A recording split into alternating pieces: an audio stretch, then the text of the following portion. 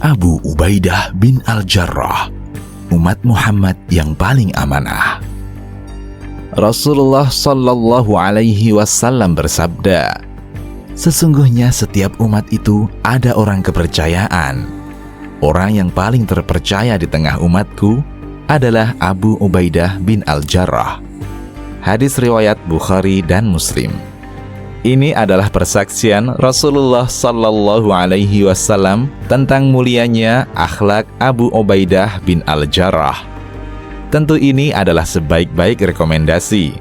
Lalu, seperti apa profil lengkap Abu Ubaidah bin Al-Jarrah? Nama dan nasabnya. Nama Abu Ubaidah adalah Amir bin Abdullah bin Al-Jarrah Al-Fihri Al-Qurashi radhiyallahu anhu. Ia lebih dikenal dengan kunyahnya Abu Ubaidah dan langsung dinisbatkan atau dibinkan ke kakeknya. Sementara ibunya adalah Umaymah binti Ghanam. Abu Ubaidah lahir 40 tahun sebelum hijrah, tepatnya tahun 584 Masehi. Ia adalah laki-laki yang berperawakan kurus berwajah cekung, janggutnya tipis, posturnya tinggi bungkuk, dan patah gigi serinya. Tabaqat Ibnu Sa'ad.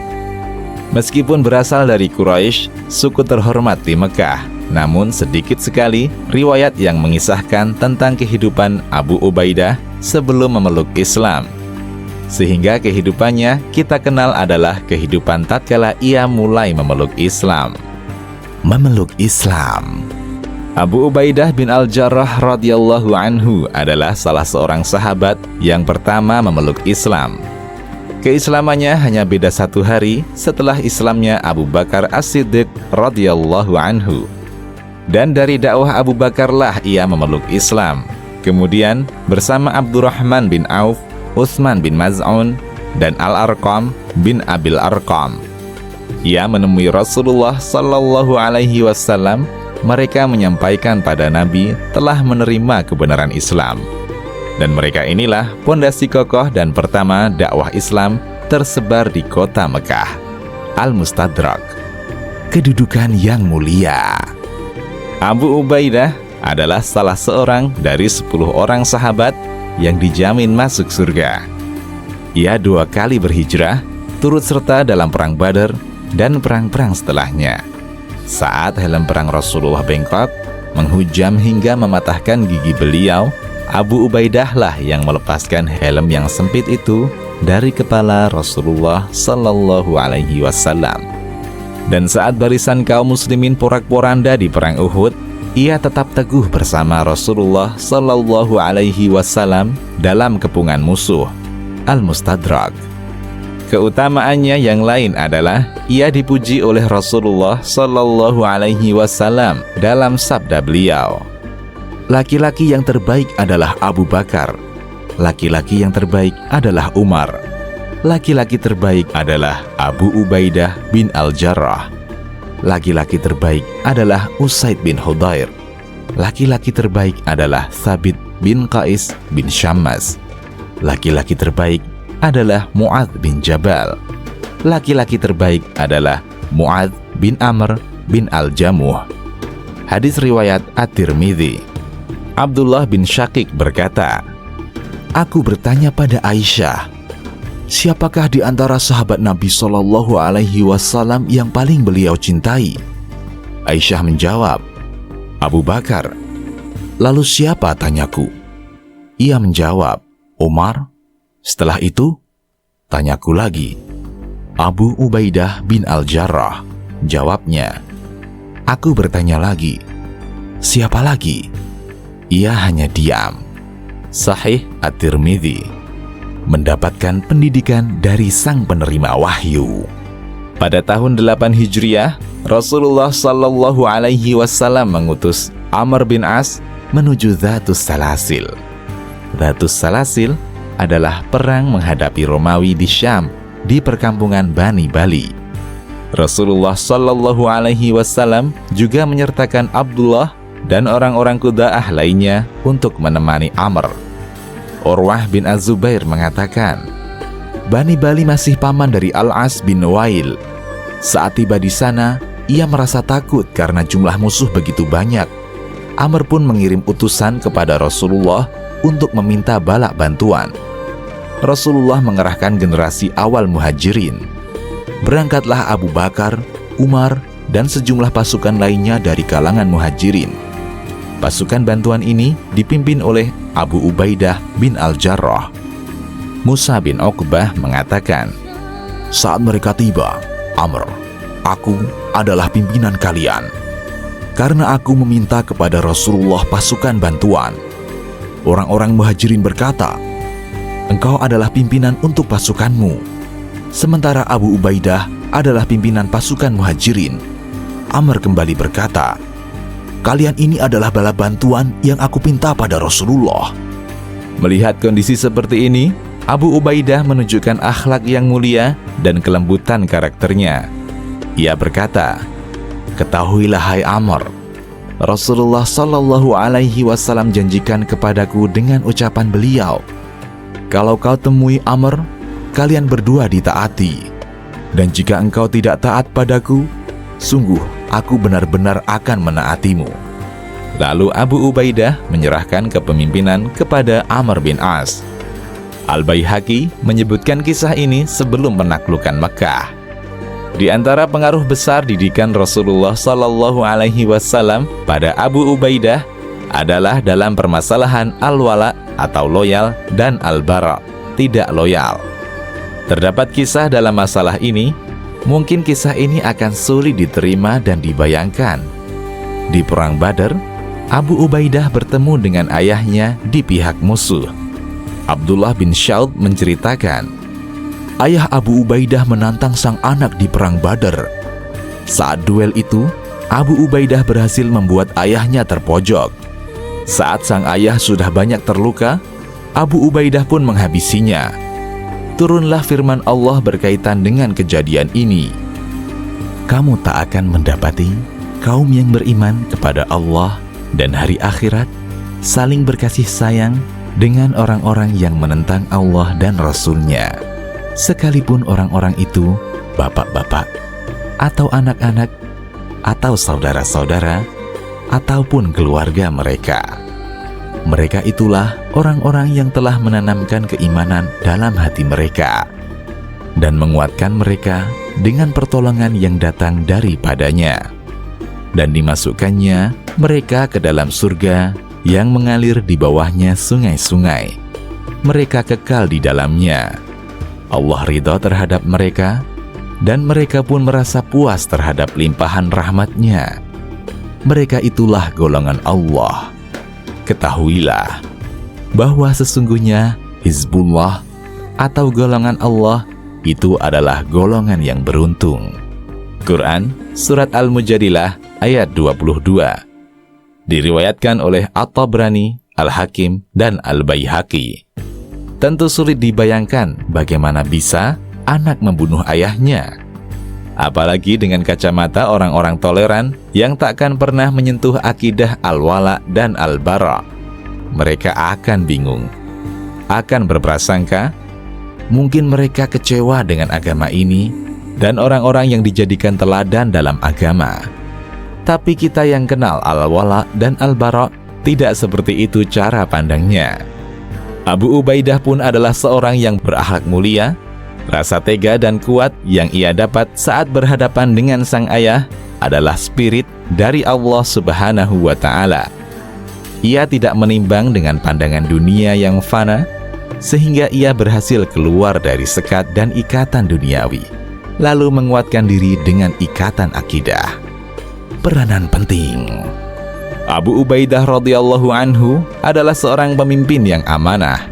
Diriwayatkan oleh Al-Bukhari dari Hudzaifah radhiyallahu anhu, orang-orang Najran pernah datang kepada Rasulullah Shallallahu Alaihi Wasallam seraya berkata, "Ya Rasulullah, utuslah kepada kami seseorang yang jujur dan dipercaya." Rasulullah Shallallahu Alaihi Wasallam bersabda, "Sungguh, aku akan mengutus kepada kalian seseorang yang sangat jujur dan dapat dipercaya." Para sahabat merasa penasaran dan akhirnya menunggu-nunggu orang yang dimaksud oleh Rasulullah itu. Ternyata Rasulullah mengutus Abu Ubaidah bin Al-Jarrah. Abu Ubaidah bin Al-Jarrah adalah seorang yang sangat mencintai Nabi dan senantiasa membela beliau. Dalam Tabaqat Ibnu Sa'ad, Aisyah radhiyallahu anha mengisahkan, "Aku mendengar Abu Bakar berkata, saat perang Uhud, wajah Rasulullah terluka.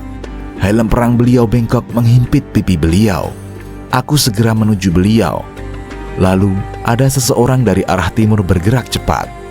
Pada saat perang Uhud, sebuah batu dilemparkan ke wajah Nabi. Aku merasa lemparan itu begitu keras, sehingga dua rantai helm beliau sendiri terputus. Aku bersegera berlari menuju Rasulullah, dan kulihat seorang pria bergegas lari ke arahnya.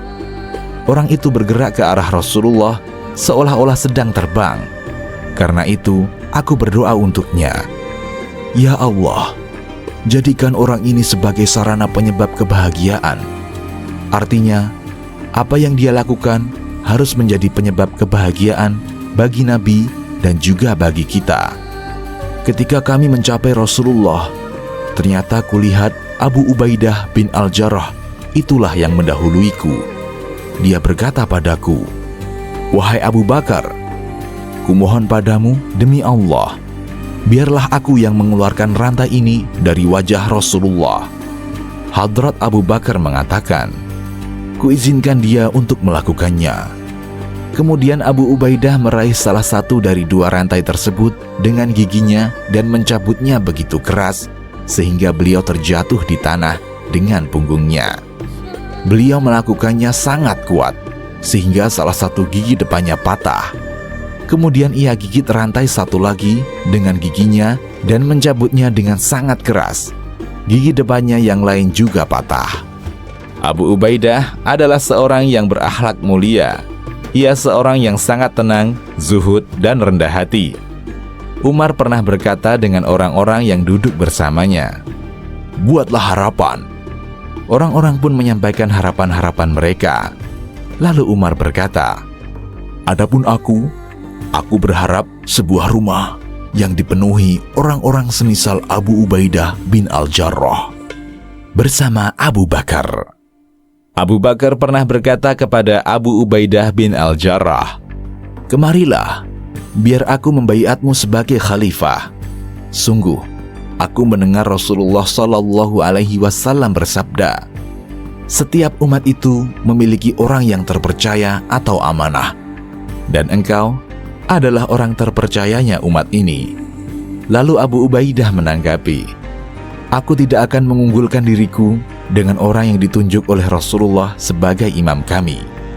Abu Bakar berkata pada orang-orang yang hadir di Thaqifah Bani Sa'idah, "Aku ridha untuk mengurusi urusan kalian salah satu dari dua orang ini." Maksudnya Umar bin Khattab dan Abu Ubaidah bin Al-Jarrah. Bersama Umar bin Khattab, Umar bin Khattab berkata, "Aku tidak akan mengubah suatu perkara yang telah diputuskan oleh Abu Ubaidah." Tarikh At-Tabari. Keputusan pertama yang dibuat oleh Umar bin Khattab tatkala menjabat khalifah adalah menunjuk Abu Ubaidah sebagai panglima perang menggantikan Khalid bin Walid. Umar berkata, "Kuwasiatkan padamu untuk bertakwa kepada Allah yang Maha Abadi, sementara selainnya fana. Dialah yang memberi petunjuk kepada kita, mengeluarkan kita dari kegelapan menuju cahaya. Aku telah menunjukmu menjadi panglima perang menggantikan Khalid bin Walid. Atur mereka sesuai dengan wewenangmu. Jangan kau biarkan kaum muslimin terjerumus dalam kebinasaan dengan semata-mata hanya berharap rampasan perang. Jangan kau posisikan mereka di satu posisi sebelum kau periksa kondisi mereka dan mengetahui tempat yang akan mereka datangi. Jangan kau kirim pasukan kecuali dengan jumlah yang besar. Jangan sampai kau hadapkan kaum muslimin pada kebinasaan. Kalau kau lakukan itu, kau telah menimpakan musibah untukmu, demikian juga untukku. Tundukkan pandanganmu dari dunia dan palingkan hatimu darinya. Waspadalah, jangan sampai engkau binasa seperti binasanya umat-umat sebelummu, padahal engkau telah tahu kekalahan mereka." Tarikh At-Tabari. bersama Khalid bin Walid. Saat Umar mencopot Khalid radhiyallahu anhu dari jabatan panglima pasukan, ia menunjuk Abu Ubaidah sebagai suksesornya. Lalu Khalid berkata kepada pasukan, "Kalian dikirimi seseorang yang terpercayanya umat ini." Abu Ubaidah radhiyallahu anhu menanggapi, "Aku mendengar Rasulullah sallallahu alaihi wasallam bersabda, Khalid adalah pedang di antara pedang-pedang Allah Azza wa Jal dan sebaik-baik pemuda di suatu kaum." Hadis riwayat Ahmad. Nasihat: saat terjadi perbedaan pendapat antara Muhajirin dan Ansar tentang siapa yang memimpin setelah Rasulullah, Abu Ubaidah mengucapkan satu kalimat yang menyatukan. Ia berkata, "Wahai orang-orang Ansar, kalian adalah yang pertama menolong dan membantu. Karena itu, jangan sampai kalian menjadi yang pertama berubah." Dalam satu peperangan, ia berpidato membakar semangat pasukannya dengan mengatakan, "Ibadallah, tolonglah agama Allah. Pasti Allah akan tolong kalian. Allah akan meneguhkan kaki kalian. Ibadallah, bersabarlah, karena kesabaran adalah jalan selamat dari kekufuran, ridha dari Allah, keselamatan dari ketergelinciran. Jangan tinggalkan barisan. Jangan berikan musuh peluang. Jangan mulai duluan berperang. Siapkan dulu pasukan pemanah. Kita berlindung dulu di balik tameng. Jangan banyak bicara, kecuali zikir kepada Allah Azza wa Jal, hingga Allah sempurnakan urusan kita ini insya Allah." Wafat. Penyebab wafatnya Abu Ubaidah bin Al-Jarrah adalah wabah taun yang melanda negeri Syam. Tepatnya di masa pemerintahan Umar bin Khattab radhiyallahu anhu, Nabi SAW mengabarkan, siapa yang wafat karena penyakit ini, ia seorang syahid. Kemudian ia juga wafat fisabilillah. Ia menggabungkan dua keutamaan. Dari Abu Hurairah radhiyallahu anhu, Rasulullah sallallahu alaihi wasallam bersabda, "Menurut kalian, orang yang kalian anggap mati syahid itu seperti apa?" Para sahabat menjawab, "Mereka yang terbunuh dalam jihad di jalan Allah, itulah syahid." Nabi menanggapi, "Kalau begitu, pasti sedikit yang syahid di tengah umatku." Para sahabat bertanya, "Jadi siapa mereka wahai Rasulullah?" Rasulullah menjawab, "Siapa yang terbunuh saat jihad di jalan Allah adalah syahid. Siapa yang wafat dalam ketaatan kepada Allah, dia syahid. Siapa yang wafat karena taun, dia syahid. Siapa yang wafat karena penyakit yang ada di perutnya, dia syahid." Ibnu Miqsam berkata pada anak Abu Ubaidah, "Aku bersaksi bahwa ayahmu termasuk di dalam hadis ini." Sejarawan sepakat bahwa Abu Ubaidah wafat karena wabah taun Amwas di Syam pada tahun 18 Hijriah. Al-Isti'ab ala Hasyah Al-Isabah. Saat Abu Ubaidah dimakamkan, Mu'adz bin Jabal berkhutbah di tengah masyarakat yang hadir. Ia menyebutkan banyak keutamaan Abu Ubaidah dalam khutbahnya. Abu Sa'id Al-Maqbari berkata, saat Abu Ubaidah terinfeksi wabah taun, ia berkata, "Mu'adz, imamilah orang salat." Mu'adz pun mengimami masyarakat. Lalu Abu Ubaidah bin Al-Jarrah wafat. Mu'adz berdiri dan menyampaikan khutbah, "Masyarakat sekalian, bertobatlah kepada Allah dari dosa-dosa yang kalian kerjakan, karena tidaklah seorang hamba Allah menghadapnya dalam kondisi ia sudah bertaubat, kecuali Allah mewajibkan dirinya sendiri untuk mengampuni orang tersebut." Mu'adz melanjutkan, "Kalian dikejutkan dengan wafatnya seseorang yang aku tak pernah melihat seorang yang paling sedikit kesalahannya, paling baik hatinya, paling jauh dari kejahatan, paling cinta dengan akhirat, dan paling menginginkan kebaikan untuk masyarakat melebihi dirinya. Doakan dia rahmat, dan mari kita ke tanah lapang untuk menyolatkannya. Demi Allah, kalian tidak akan mendapatkan orang semisalnya lagi." Orang-orang pun berkumpul dan jenazah Abu Ubaidah dikeluarkan ke tanah lapang. Mu'adz maju ke depan mengimami salat jenazahnya. Mu'adz bin Jabal, Amr bin As, Ad-Dhahak bin Qais adalah orang-orang yang masuk ke liang kuburnya dan meletakkan jenazah Abu Ubaidah di lahat. Saat tanah sudah menimbun jasad Abu Ubaidah, Mu'adz berkata, "Abu Ubaidah, sungguh aku akan memujimu, dan yang kukatakan ini bukanlah dusta, yang aku khawatir Allah akan menghukumku. Demi Allah, sungguh engkau adalah orang yang banyak berzikir mengingat Allah, orang yang berjalan di atas bumi dengan rendah hati, dan apabila orang-orang jahil menyapa mereka, mereka mengucapkan kata-kata yang mengandung keselamatan. Orang yang apabila membelanjakan harta, mereka tidak berlebihan, dan tidak pula kikir, dan adalah pembelanjaan itu di tengah-tengah antara yang demikian. Orang yang tunduk dan patuh kepada Allah, orang yang rendah hati, yang menyayangi anak-anak yatim, orang-orang miskin, dan tidak suka dengan orang-orang yang berkhianat dan sombong." Al-Mustadrak. Pujian Mu'adz bin Jabal kepada Abu Ubaidah ini menunjukkan keutamaan Abu Ubaidah bin Al-Jarrah, menunjukkan tingginya kedudukannya. Semoga Allah Ta'ala meridhoinya. Demikian, Allahu a'lam.